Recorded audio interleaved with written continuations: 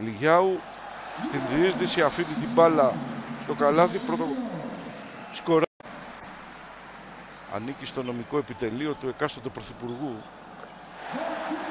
Το σουτ για 3 πολύ γρήγορα πριν καν προλάβει να οργανωθεί στη ζώνη η άμυνα της ΕΦ Μακάμπι, να αξιοποιήσουν και τον Φάιζερ και τον Λιγιάου, να κάνουν λιγότερο δυνηρή την απώλεια του Βούισιτς. Ο Χάτσον από το ίδιο σημείο που είχε ευστοχήσει και νωρίτερα νωρίς ο Μπλατ. Ο Πακούν συνήθως δεν παίζει τόση ώρα στα παιχνίδια της ΕΦΕΣ ή από τόσο νωρίς. Το follow από τον Μόρις και τον Φάιζερ, δεν ξέρω σε ποιον χρεώθηκε το καλάθι, πάντως αυτό.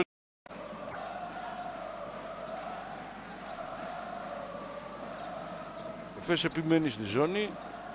Λιγιάου δύσκολα αλλά πολύ αποτελεσματικά μπροστά από τον Γουτς. Βλέπετε τον ψηλά να παίξει κάποιες άμυνες, αφήνοντας πολλές φορές τον Γκούτσο. Εδώ η μπάλα έφτασε στο Χάτσον, ο οποίος απέφυγε τον Λιγιάου. Ό,τι βάζει ο Λιγιάου μπροστά εξηλώνεται στην απέναντι πλευρά, βλέποντας την μπάλα. Προσπαθεί να ξανακάνει το ίδιο, πάλι χωρίς επιτυχία, αλλά έρχεται ο Κάσπι για να τελειώσει τη φάση. Να που ο νεαρός με 4 πόντους δίνει μια επιθετική ανάσα στην Μακάμπι. Τελικά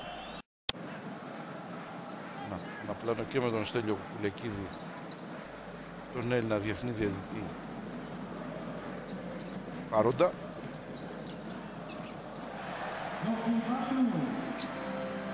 Ο Μπάινουμ άνοιξε το λογαριασμό της Μακάμπι.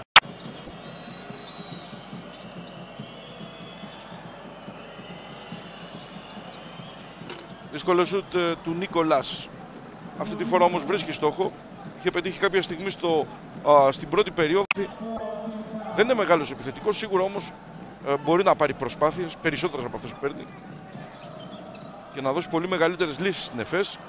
Φάιζερ ανταποδίδει στην άλλη πλευρά, με πρωταγωνιστές αλλά σε αντίστροφους ρόλους τους δύο παίκτες, τους δύο Αμερικανούς, τον Γουτς και τον.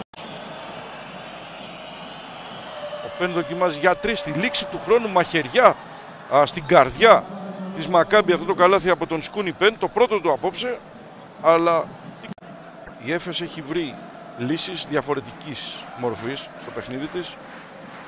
Μακάμπι δεν μπορεί απόντος του Βούισιτς να τα καταφέρει. Εδώ Μπατίστα όμως πετυχαίνει ένα καλάθι χάρη στην πάσα του Χαλπερίν. Τώρα γιατί πρέπει να παίζει 9-0 το σερί της και μετράει, συνεχίζει. Πάλι συνεργασία Χαλπερίν Μπατίστα. Εδώ πλέον έχουν βρεθεί οι λύσεις. Ο Μπάινουμ είναι στον πάγκο. Ο Χαλπερίν είναι ο κουμανταδόρος. Ο Χαλπερίν, σαν λογικός playmaker, σκέφτεται πρώτα. Νίκολας ξανά για 3. Κάποια στιγμή θα σκόραρε μετά από τα πολλά του σουτ. 59-60. Τους περνάει η ΕΦΕΣ, πολύ σκληρή για να πεθάνει. Πάμε για το τελευταίο συναρπαστικό 5 λεπτό.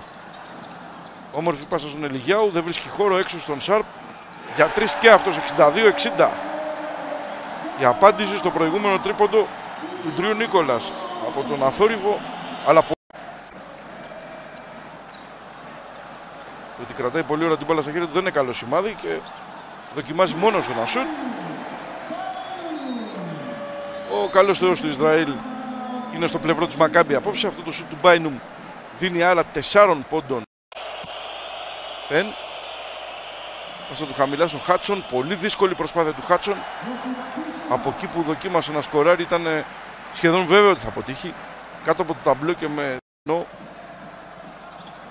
Μπάινουμ. Διείσδυση από τον Μπάινουμ. Airball. Θαυμάσια.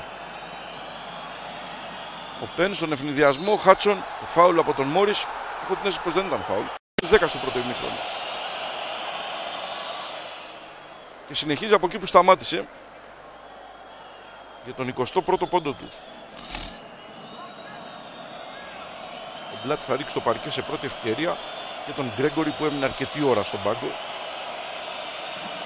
Αυτός δοκίμασε τον Ερντογκάν αλλά χωρίς να γίνει. Να η πρώτη άστοχη βολή του Χάτσον. 68-65.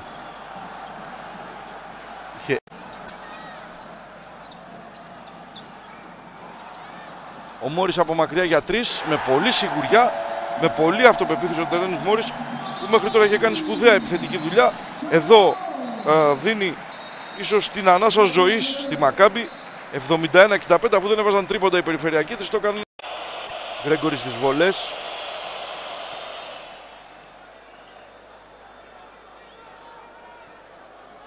71-66.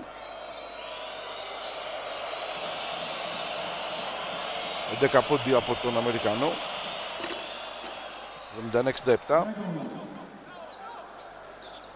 47 δευτερόλεπτα για το τέλος.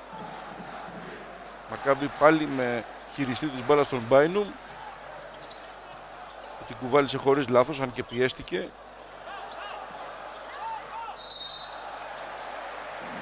Φάουλ που κερδίζει ο Κάμινγκς από τον Γκόνλουμ. Θα πάει στη γραμμή για να εκτελέσει βολές.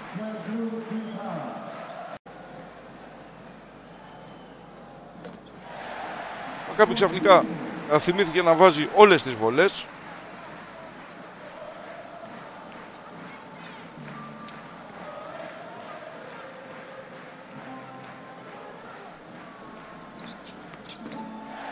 Άλλο ένα ζευγάρι εύστοχων βολών. Έχει τα επίπεδα. Τελικά το σουτ του Μόρις πριν από 55 δευτερόλεπτα περίπου ήταν αυτό που έκρινε το παιχνίδι.